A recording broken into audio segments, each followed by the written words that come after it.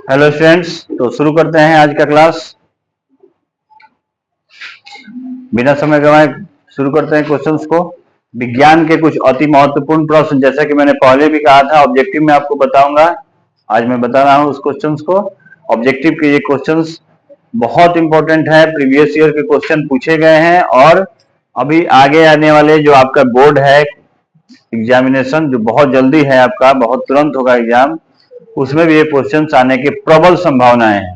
तो शुरू करते हैं क्वेश्चन नंबर 1 से।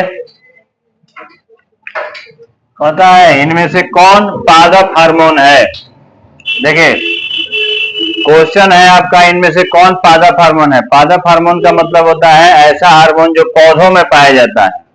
इंसुलिन मनुष्य में पाया जाता है, थायरॉक्सिन भी मनुष्य में पाया जाता है, एस्ट्रोजन भी मनुष्य में पाया जाता है।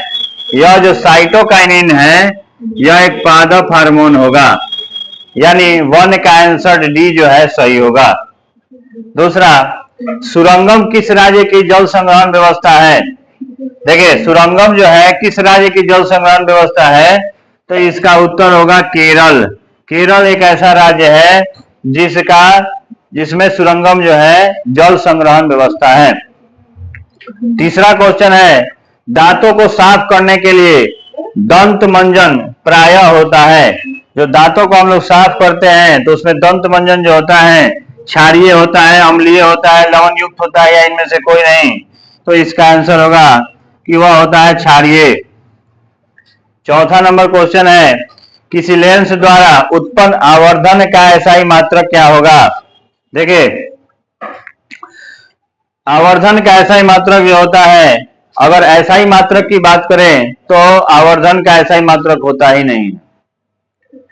बिल्कुल ये बात मैं सही कह रहा हूं कि आवर्धन का एसआई मात्रक होता ही नहीं है, यानी ना मीटर होगा, ना सेंटीमीटर होगा, ना मिलीमीटर होगा।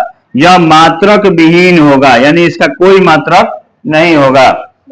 पांचवा नंबर क्वेश्चन है, क्लोरीन के परमाणु की बाह्यतम कक्षा में इलेक्ट्रॉनों की संख्या कितनी होती है। देखिए क्लोरीन का जो नंबर है, ध्यान दीजिएगा, अगर आप इस क्वेश्चन को जरा समझ लीजिए।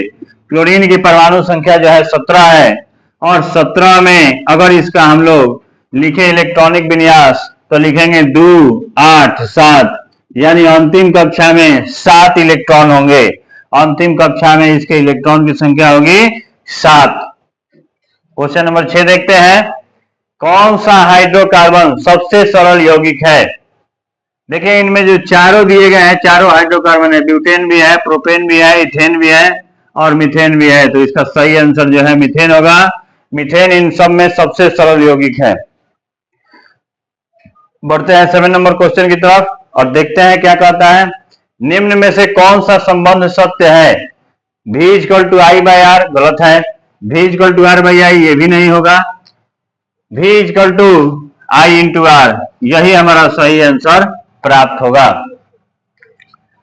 8वां क्वेश्चन है, किसी कोष में इलेक्ट्रॉन की अधिकतम संख्या क्या हो सकती है।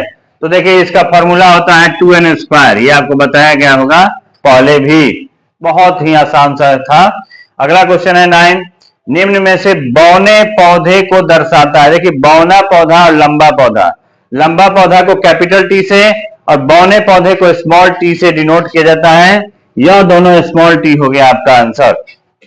लास्ट क्वेश्चन है आज का, मेरु रज्जु निकलता है। देखिए मेरु रज्जु जो है किससे निकलता है, प्रमस्तिष्क से, अनुमस्तिष्क से, पोन्स से या मेडुला से। तो इस क्वेश्चन का सही आंसर होगा मेडुला से निकलता है मेरु रज्जु। याद करने का सबसे आसान तरीका होता है कि म से ये मेरु रज्जु है और म से मेडुला है, ये इसका शॉर्ट ट्रिक हुआ। आप इसको याद रखिएगा, इस तरह के प्रश्न परीक्षा में पूछे जाएंगे। तो उम्मीद है कि आज का सेशन आपको कम समय में मैंने ज्यादा से ज्यादा प्रयास किया क्वेश्चन बताने का, और एक और लास्ट इसके बाद वीडियो में और बनाऊंगा आपके लिए विज्ञान का और एक गणित का। Okay, thanks for watching, have a nice day.